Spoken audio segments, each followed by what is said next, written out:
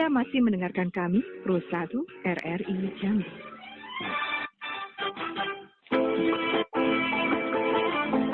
Religi pagi.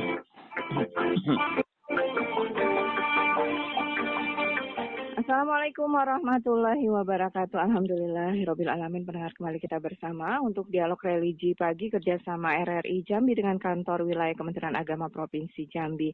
Pendengar, di ujung telepon sudah tersambung dengan Ustadz kita. Narasumber kita hari ini ada Ustadz Muhammad Amin SHG MPDI. Assalamualaikum Pak Ustadz. Waalaikumsalam warahmatullahi wabarakatuh. Baik, terima kasih Pak Ustadz sudah kembali bersama untuk religi pagi. Kita akan memperbincangkan topik malam pertama di alam kubur, begitu Pak Ustadz? Iya, insya Allah ya. Baik, dan pendengar, nantinya Anda bisa berinteraksi bersama kami di nomor telepon 0741634882 ya. Tapi di awal mari kita simak tausiah pembuka dari Ustadz kita, Ustadz Muhammad Amin SHG MPDI. Silakan Pak Ustadz. Assalamualaikum warahmatullahi wabarakatuh. Bismillahirrahmanirrahim. Alhamdulillahilladzi khalaqal mauta wal hayata liyabluwakum ayyukum ahsanu amala wa huwal azizul ghafur. Ashhadu an la ilaha illallah wahdahu la syarika lah wa ashhadu anna Muhammadan abduhu wa rasuluh la nabiyya ba'dah. Allahumma salli wa sallim ala sayyidina Muhammad wa ala alihi wa ashabihi ajma'in. Qala Allah Ta'ala fi kitabihil karim wa huwa asdaqul qailin. A'udzu billahi minasy syaithanir rajim. Bismillahirrahmanirrahim. Ya ayyuhalladzina amanu taqullaha haqqa tuqatih wa la tamutunna illa wa antum muslimun. Shadaqallahul azim. Kaum muslimin dan muslimat, para pendengar religi pagi RRI Jambi dimanapun Anda berada, semoga dimuliakan oleh Allah Subhanahu wa ta'ala. Pertama dan utama, marilah kita senantiasa bersyukur kepada Allah atas segala rahmat dan nikmat-Nya, sehingga sampai saat ini kita dalam keadaan sehat walafiat dan telah dapat kembali menunaikan kewajiban kita selaku hamba Allah. Selawat berangkaikan salam, marilah senantiasa kita curahkan kepada junjungan alam, kekasih Allah, Nabiuna Muhammadin sallallahu alaihi wasallam. Semoga kita semua termasuk di antara umat beliau yang nantinya akan mendapatkan syafaat pada hari kiamat nanti. Amin, amin, ya rabbal alamin. Kaum muslimin dan muslimat, para pendengar religi pagi RRI Jambi dimanapun Anda berada, yang dimuliakan oleh Allah Subhanahu wa ta'ala. Di pagi hari ini, kita mencoba untuk membicarakan persoalan yang amat penting, persoalan yang gaib, yakni malam pertama di alam kubur. Dalam firman Allah Subhanahu wa ta'ala, A'udzu billahi minasy syaithanir rajim. Bismillahirrahmanirrahim. Kullu nafsin za'iqatul maut wa innama tuwaffawna ujurakum yawmal qiyamah. Faman zuhziha 'anil nar wa udkhilal jannah faqad faza wa mal hayatud dunya illa mata'ul ghurur. Tiap-tiap yang berjiwa akan merasakan mati, dan sesungguhnya pada hari kiamat sajalah disempurnakan pahalamu. Barang siapa dijauhkan dari neraka dan dimasukkan ke dalam surga, maka sungguh ia telah beruntung. Kehidupan dunia itu tidak lain hanyalah kesenangan yang memperdayakan. Kaum muslimin yang dimuliakan oleh Allah Subhanahu wa ta'ala. Allah Subhanahu wa ta'ala memberikan pemberitaan umum kepada seluruh makhluk di permukaan bumi ini, bahwa setiap jiwa akan merasakan sebuah kematian. Hanya Allah sajalah yang maha hidup, tidak mati. Adapun jin manusia, malaikat, semua makhluk akan mati. Kematian merupakan hakikat yang amat menakutkan. Dia akan mendatangi seluruh orang yang hidup dan tidak ada kuasa yang untuk menolak maupun menahannya. Iza jaa ajaluhum la yastakhiruna sa'atan wa la yastaqdimun. Maut merupakan ketetapan Allah Ta'ala. Ini adalah hakikat yang sudah diketahui. Maka sudah sepantasnya lah kita bersiap diri untuk menghadapinya dengan iman dan amal soleh. Setelah kematian datang kepada kita, maka kita akan menempuh fase yang kita sebut dengan alam kubur. Bagaimanakah kondisinya dan bagaimana situasinya? Bab ini merupakan persoalan yang gaib. Apakah mungkin kita akan bertanya kepada orang-orang yang sudah meninggal? Karena kita berbeda dengan alam yang mereka rasakan. Akan tetapi berdasarkan kepada riwayat, berdasarkan kepada Al-Quran dan hadis Rasulullah Sallallahu Alaihi Wasallam, artinya sebuah kematian hanyalah perubahan suasana saja. Sedangkan ruh manusia setelah berpisah dari jasad akan tetap kekal. Ada kalanya dalam kungkungan azab dan ada kalanya dalam kenikmatan yang Allah berikan kepada mereka. Kalaulah kita mengutip daripada buku yang telah diterjemahkan tentang malam pertama di alam kubur, karya Dr. Aid Al-Qarni menyebutkan bahwa ada 2 malam yang senantiasa dibayangkan setiap muslim. Yang pertama, sebuah malam ketika ia berada di rumahnya bersama anak-anak dan keluarganya, dalam keadaan bahagia, hidup berkecukupan, sehat dan sejahtera, dan tertawa riang bersama mereka. Lantas yang kedua, ada sebuah malam yang setelah kematian menjemputnya, yakni setelah ia dimasukkan ke dalam liang kubur dan hari pertama ia tinggal di dalamnya.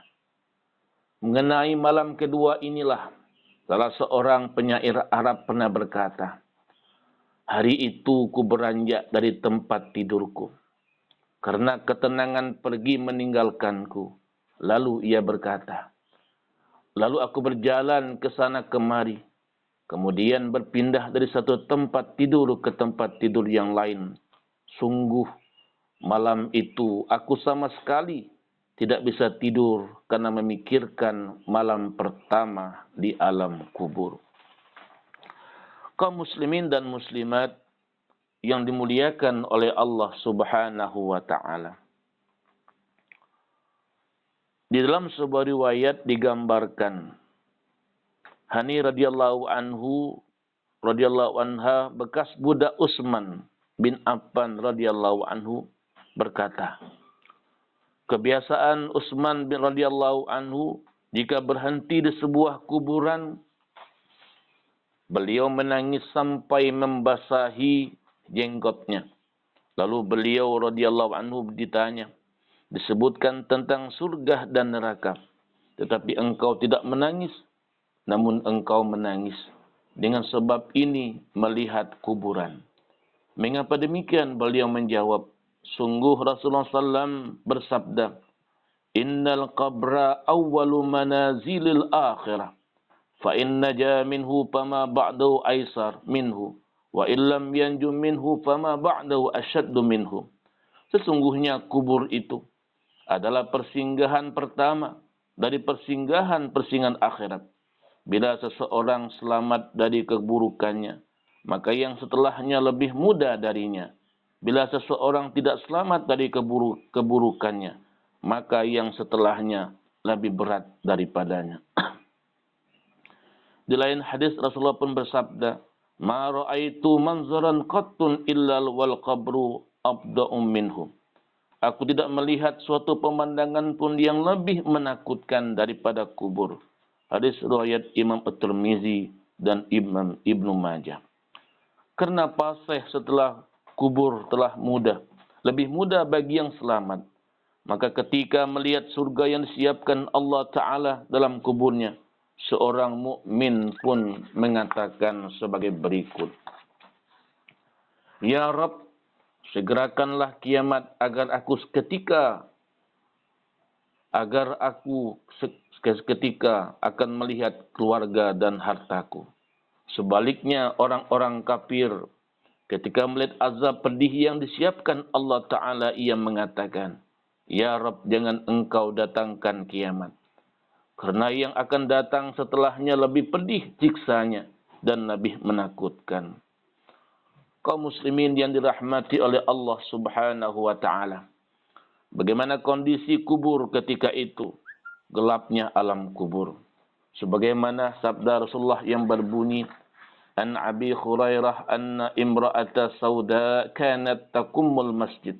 Aw syaban fabaqadaha Rasulullah sallallahu alaihi wasallam fasa'ala anha aw anhu faqalu mata qala afala kuntum adantumuni qala faka'annahum sagharru amraha aw amrahu faqala dulluni ala qabrihi fadallu fasalla alaihi thumma qala inna hadil qubura mamlu'ah zulmah ala ahliya wa inna Allah azza wa jalla yunawwiruha lahum bisalati alaihim. Dari Abu Hurairah radhiyallahu anhu bahwa seorang wanita hitam atau seorang pemuda biasa menyapu Masjid Nabawi pada masa Rasulullah SAW. Rasulullah SAW tidak mendapatinya sehingga beliau SAW menanyakannya. Para sahabat menjawab, dia telah meninggal dunia. Beliau Rasulullah SAW berkata, kenapa kalian tidak memberitahukan kepadaku? Abu Hurairah berkata, seolah-olah mereka meremehkan urusannya. Beliau SAW bersabda, tunjukkan kuburan kepadaku. Lalu mereka menunjukkannya. Beliau pun kemudian menyolati wanita itu. Lalu bersabda, sesungguhnya kuburan-kuburan ini dipenuhi kegelapan bagi para penghuninya. Dan sesungguhnya kuburan-kuburan ini dipenuhi kegelapan bagi para penghuninya. Dan sesungguhnya Allah Subhanahu wa Ta'ala menyinari bagi mereka dengan solatku terhadap mereka. Di samping itu, bagaimanakah kita melihat dari riwayat digambarkan himpitan alam kubur. Setelah mayit diletakkan di dalam kubur, maka kubur akan menghempit dan menjepit dirinya. Tidak seorang pun yang dapat selamat dari himpitannya. Beberapa hadis menerangkan bahwa kubur menghimpit Sa'ad bin Mu'az radhiyallahu anhu. Padahal kematiannya membuat aras berguncang. Pintu-pintu langit terbuka. Dan malaikat sebanyak 70.000 menyaksikannya. Dalam sunnah An-Nasa'i diriwayatkan dari Ibnu Umar radhiyallahu anhu bahwa Rasulullah SAW bersabda, "Hadzal ladzi taharraka lahu al-'arsy wa futihat lahu abwabus sama' wa syahida 70,000 minal malaikah laqad dammata thumma furrija anhu." Inilah yang membuat aras berguncang, pintu-pintu langit dibuka dan disaksikan oleh 70.000 malaikat. Sungguh ini dihimpit dan dijepit oleh kubur, kemudian dibebaskan. Kaum muslimin yang dimuliakan oleh Allah Subhanahu wa Ta'ala. Di dalam Musnad Ahmad diriwayatkan dari Aisyah radhiyallahu anha bahwa Rasulullah pun bersabda, "Inna lil qabri daghtatan walau kana ahadun najiyan minha naja minha Sa'd bin Mu'adz." Sesungguhnya kubur itu memiliki himpitan yang bila seseorang bisa selamat darinya, maka tentu Sa'ad bin Mu'adz telah selamat. Himpitan kubur ini akan menimpa semua orang, termasuk anak kecil. Rasulullah bersabda, "Lau ablata ahadun min dammatil qabri lanaja hadha as-sabi." seandainya ada seorang selamat dari himpitan kubur, maka anak kecil ini pun pasti akan selamat. Jika seseorang hamba telah diletakkan di dalam kubur, dua malaikat akan mendatanginya dan memberikan beberapa pertanyaan. Inilah yang dimaksud dengan fitnah atau ujian kubur. Dalam hadis Rasulullah SAW diriwayat Imam Ahmad rahimahu dari sahabat Al-Barra bin Azib. Beliau bersabda, "Fayatihi malakani fajlisani fayaqulani lahu marrabbuk fayaqulu rabbi Allah fayaqulana lahu ma dinuka fayaqulu dini Islam fayaqulani lahu ma hadha ar-rajul alladhi bu'itha fikum fayaqulu huwa Rasulullah sallallahu alaihi wasallam fayaqulani lahu wa ma yadrika fayaqulu qara'tu kitab Allah fa amantu bi wa saddaqtu fayunadi munadi fis sama anna qad sadaqa abdi فأغرشوا من الجنة وألبسوا من الجنة وابتهوا له بابا إلى الجنة قال فيأتي من روحها وتيبها ويبصى في قبري مد بصري قال ويأتي رجل حسن الوحي حسن الثياب طيب الريح فيقول أبصر بالذي يسرك هذا يومك الذي كنت توعد فيقول له من أنت وجهك الوجه يجيء بالخير فيقول أنا عملك الصالح فيقول ربي أقم الساعة حتى أرجع إلى أهلي ومالي. Kemudian dua malaikat mendatanginya dan mendudukkannya. Lalu keduanya bertanya, siapa Rabbmu? Dia menjawab, Rabbku adalah Allah. Kedua malaikat itu bertanya, apa agamamu? Dia menjawab, agamaku adalah Islam. Kedua malaikat itu bertanya, siapakah laki-laki yang telah diutus kepada kamu? Dia menjawab, beliau adalah utusan Allah. Kedua malaikat itu bertanya, apakah ilmumu? Dia menjawab, aku membaca kitab Allah. Aku mengimaninya dan membenarkannya. Lalu seorang penyuluh di langit berseru, hambaku telah berkata benar. Berilah dia hamparan dari surga dan berilah dia pakaian dari surga. Bukakanlah sebuah pintu untuknya ke surga. Kaum muslimin yang dimuliakan oleh Allah Subhanahu wa taala. Itulah di antara sekilas gambaran tentang bagaimana malam pertama ketika seorang berada di alam kubur. Tentunya melewati sebuah kematian. Semoga Allah Subhanahu wa taala memberikan kemantapan iman kita ketika berada dalam kubur.